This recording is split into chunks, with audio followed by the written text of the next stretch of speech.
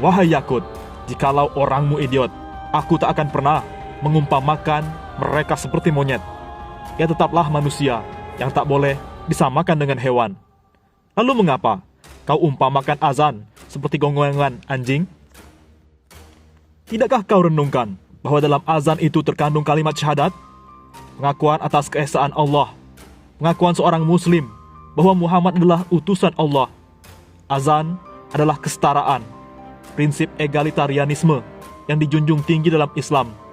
Bukan Abu Bakar, bukan Umar, bukan Utsman, bukan pula Ali yang dipilih oleh Rasulullah untuk mengumandangkan azan pertama kali, tetapi Bilal bin Rabah, seorang kulit hitam lagi kurus ceking yang berasal dari Ethiopia.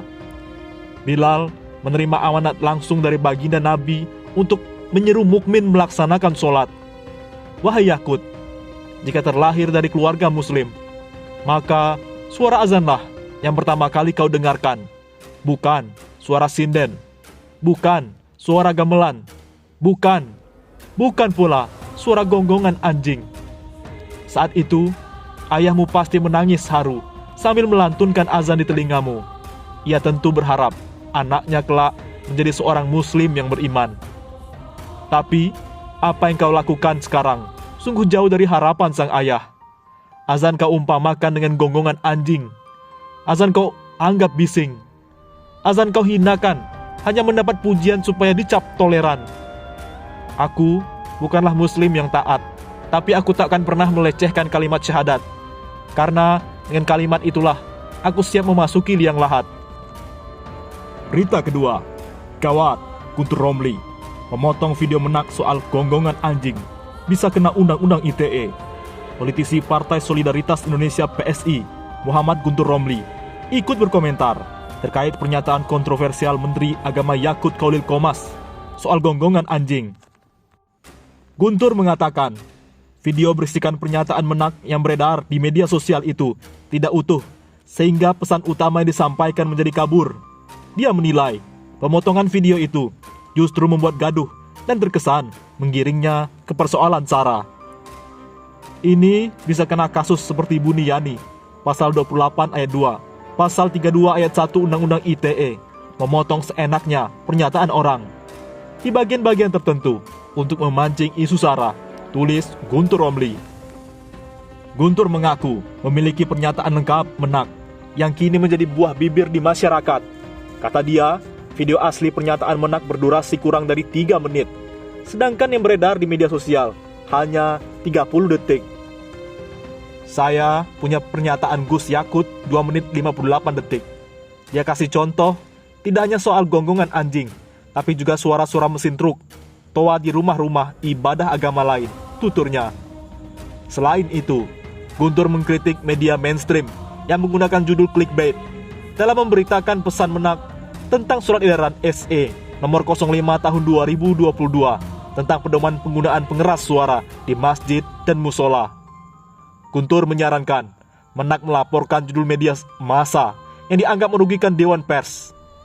Beberapa media menggunakan judul clickbait Gus Yakut kalau merasa dirugikan bisa mengadu ke Dewan Pers.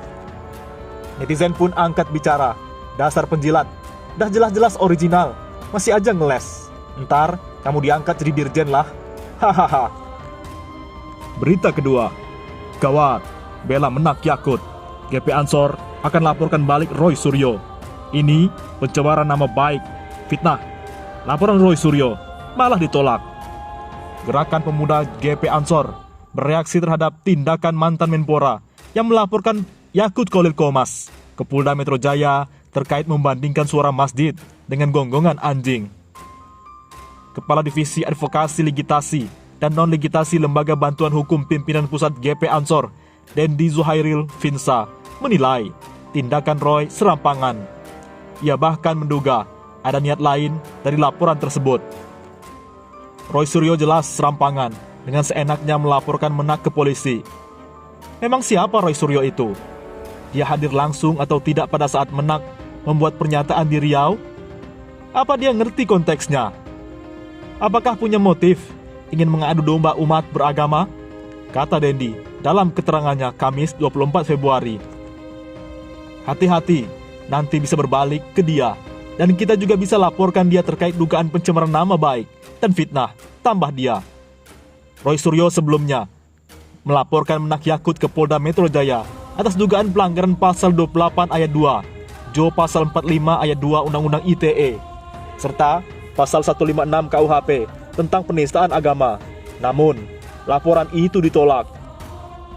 Dendi menilai sikap ngotot Roy Suryo membawa masalah merebut ke polisi dapat memperkeruh suasana. Sebab menurut Yakut, tidak pernah membanding-bandingkan antara azan atau speaker dengan gonggongan anjing. Ia menjelaskan, pernyataan Yakut saat itu konteksnya mencontohkan di antara bentuk kebisingan yang berpotensi mengganggu ketenangan masyarakat.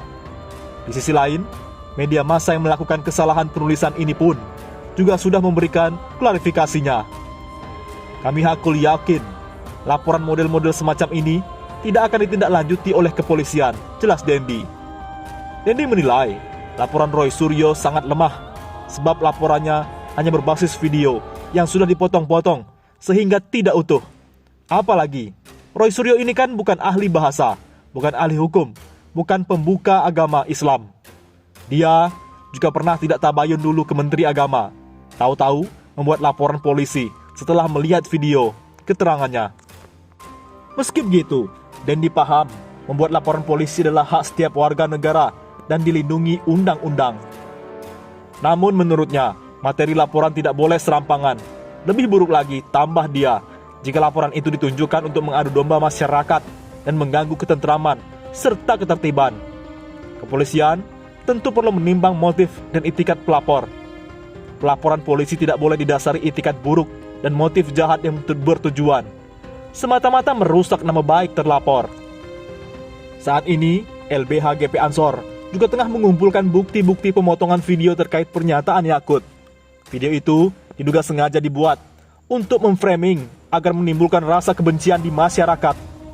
Bukti itu akan kami tindak lanjuti dengan laporan polisi berdasarkan pasal 28 ayat 2 Undang-Undang ITE, ujar Dendi.